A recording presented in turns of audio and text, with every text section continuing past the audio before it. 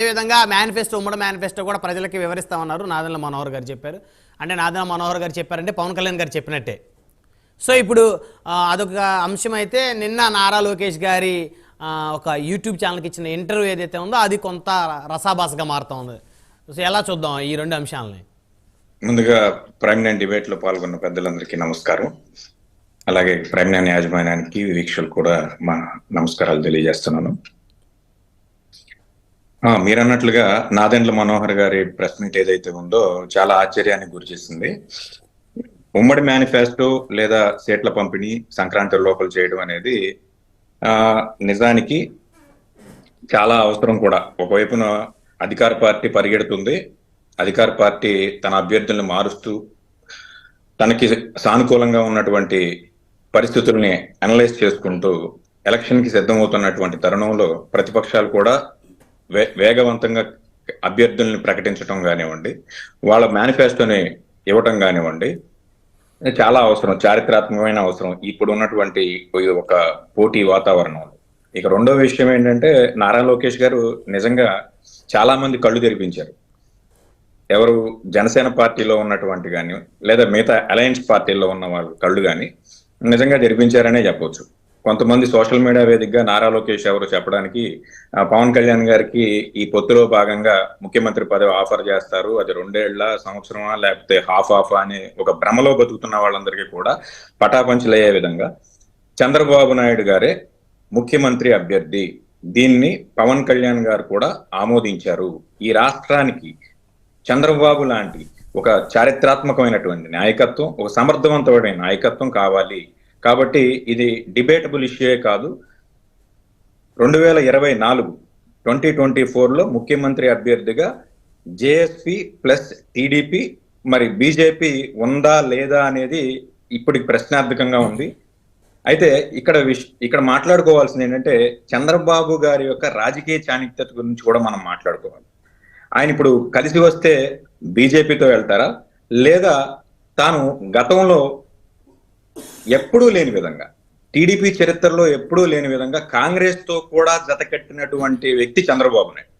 మరి పవన్ కళ్యాణ్ ని జత చేసుకుని కాంగ్రెస్ పార్టీని కలుపుకుని ఎప్పుడైతే బీజేపీ ఈ అలయన్స్ కూటమి నుంచి బయటకు వెళ్ళిందో కమ్యూనిస్టులు తన కమ్యూనిస్టులనండి వాళ్ళని కూడా కలుపుకుని వెళ్తాడా అనేది ఇక్కడ ఆలోచించాల్సినటువంటి విషయం.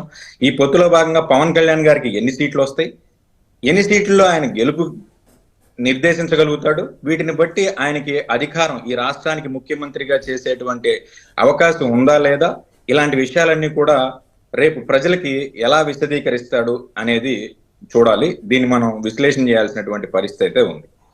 అయితే మనం భవిష్యత్తులో మాత్రం ఒక మెగా కూటమినే చూడబోతున్నాం. ఈ విషయం మాలాంటి అనలిస్టులకు కానివ్వండి అర్థమవుతుంది. చెప్పండి, ఎవరెవరు ఉంటారు సార్ ఆ మెగా కూటమిలో? అదే చెప్తున్నాను. ఇక్కడ ఈ మెగా కూటమిలో పవన్ కళ్యాణ్ గారు, చంద్రబాబు గారు అయితే కన్ఫర్మ్ గా ఉంటారు. ఇక మూడో పార్ట్నర్ గా బీజేపీ ఉంటుందా, లేకపోతే కాంగ్రెస్ కమ్యూనిస్ట్ పార్టీలు ఉంటాయా, లేకపోతే మహాకూటమి లాగా ఏర్పడి మళ్ళీ పవన్ కళ్యాణ్ గారికి ఎలాగో కాస్త అవకాశం ఉంది కాబట్టి బిఎస్పీని కూడా తీసుకొచ్చి కలుపుకుంటారా అనేది చూసి, ఏదైనప్పటికీ కూడా అధికార పార్టీ వర్సెస్ ఆల్ పార్టీస్ అన్న అయి ఉండాలి ఏంటనేది చూడాలి. మొత్తానికి వెంకటేష్ గారు, ఒకటి లోకేష్ గారు ఏదైతే తన అభిప్రాయం చెప్పారో దాని మీద మీకేమైనా ఇబ్బందా? మాకే ఎటువంటి ఇబ్బంది లేదండి. మాకేం ఇబ్బంది ఉంటుంది? మాకు ఎటువంటి ఇబ్బంది లేదు. కాకపోతే ఏంటంటే నేను గత డిబేట్ లో కూడా చెప్తున్నాం కదా, నాయకుడు ఎవరు, ఇప్పుడు ఏదో ఒక మెయిన్ ప్రొజెక్షన్ సీఎం క్యాండిడేట్ ఎవరు అనేది డిసైడ్ అయితే okay, YS Jagan versus Chandrababu Naidu లేదా వైఎస్ జగన్మోహన్ రెడ్డి వర్సెస్ పవన్ కళ్యాణ్ అను ఏదో ఒక సీఎం అభ్యర్థులను దృష్టిలో పెట్టుకునే ఎలక్షన్ జరుగుతుంది తెలుగు రాష్ట్రాలు. కాబట్టి ప్రత్యక్షంగా ఈ పోరు ఎవరి మధ్య జరుగుతుందనే దానికి ఒక క్లారిటీ వచ్చింది. అలాగే అత్యంత యువశక్తి ఉన్నటువంటి పార్టీ జనసేన పార్టీ కూడా. ఈ జనసేన పార్టీ ఎప్పుడు మీటింగ్ పెట్టినప్పుడు కూడా సీఎం అనే హాహాకారాలు, హర్షాతిరేకాలు, పాజిటివ్ వైబ్స్ పవన్ కళ్యాణ్ గారికి క్రియేట్ అవుతూ ఉంటాయి. అలాంటి వాళ్ళందరికీ నారా లోకేష్ గారి వ్యక్తిగత అభిప్రాయంగా దీన్ని చూడొద్దు. ఆయన ఉభయ తెలుగు రాష్ట్రాల్లో ఉన్నటువంటి పార్టీకి జాతీయ కార్యదర్శిగా ఉన్నారు. ఆయన డెసిషనే ఆల్మోస్ట్ ఫైనల్ డెసిషన్. ఆయన డెసిషనే ఫైనల్ డెసిషన్. ఎందుకంటే ఆ పార్టీకి ఆయన యువ నేత, పట్టాభిషేకం చేయించుకోకపోతున్న రాజకుమార్ లాంటి వ్యక్తి. కాబట్టి ఆయన ఏదైతే చెప్తున్నాడో అది పార్టీ డెసిషన్ గానే చూడాలి. దీన్ని మనం లోకేష్, కొంతమంది అడుగుతున్నారు మా లోకేష్కి ఏం తెలుసులే అని చెప్పి. లోకేష్ ఏదైతే చెప్పాడో అది స్పష్టంగా ఉమ్మడి మేనిఫెస్టోలో చంద్రబాబు నాయుడు ముఖ్యమంత్రి అనేది తేట తెల్లం అయిపోయింది. కాబట్టి ముఖ్యమంత్రి అభ్యర్థి అనేది. కాబట్టి ఇప్పుడు fight between YS Jaganmohan Reddy and Chandrababu Naidu అనే చెప్పేసి అనుకోవాలి. ఇక పవన్ కళ్యాణ్ గారిని పక్కన పెట్టినట్టే. మీకు మొత్తానికి లోకేష్ గారి మీద బాగా జలసీ కనపడతా ఉంది, పట్టాభిషేకం చేయించుకోబోతా ఉన్నాడు. మాకెందుకండి, ఎక్కడా గెలవని వ్యక్తిని తీసుకొచ్చి రెండు మంత్రి పదవులు తగలబెట్టి, గతంలో ఇదే పవన్ కళ్యాణ్ గారు నీ కొడుక్కి రెండు ఉద్యోగాలు ఇచ్చుకున్నావు, అతను చేసిన అవినీతి అంతా ఇంత కాదు, నేను ఇంటింటికి తిరిగి నిన్ను ప్రచారం చేసి నిన్ను గెలిపిస్తే, మోడీని గెలిపించి నిన్ను గెలిపిస్తే నువ్వు నా తల్లిని తిట్టించావు, మోడీని గెలిపించి మీరు మాట్లాడే ఎలాగున్నాయంటే ఒడ్డు మీద కారం చల్లే విధంగా, రెచ్చగొట్టే విధంగా, బ్రేక్ చేయాలి ఆ రెండు పార్టీలని, ఆ రెండు పార్టీల ఆ మాట ఎక్కడ అంటారు? మోడీ గారిని గెలిపించాను, నిన్ను గెలిపించి ఎలా గెలిపిస్తారు? మోడీ గారిని గెలిపించే సామర్థ్యం పవన్ కళ్యాణ్ గారు, మోడీ గారు ఏంటి, పవన్ కళ్యాణ్ గారు ఏంటి? మాట్లాడడానికి ఒక అర్థం కాదు కదా. మీరు అన్ని కల్పితాలు తీసుకొని వచ్చి మీరు కల్పితాలు చెప్పాకనే వెంకటేష్ గారు మోడీ గారిని గెలిపించానని అన్నారా?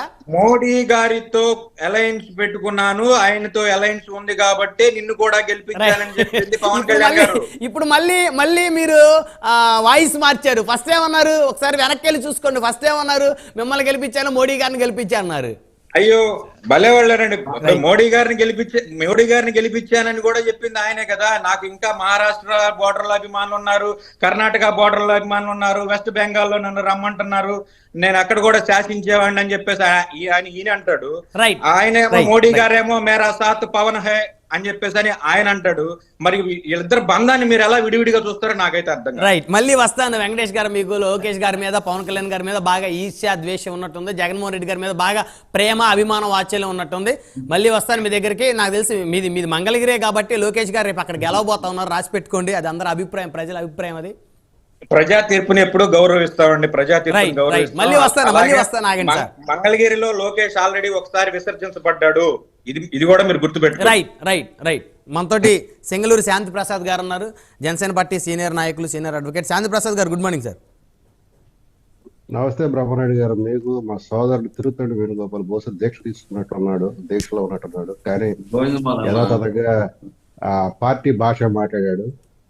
ఇక పవన్ కళ్యాణ్ ద్వేషి, జగన్మోహన్ రెడ్డి ప్రేమికుడైన మా సోదరుడు సింగూరు వెంకటేష్ కి, తెలుగుదేశం ప్రతినిధికి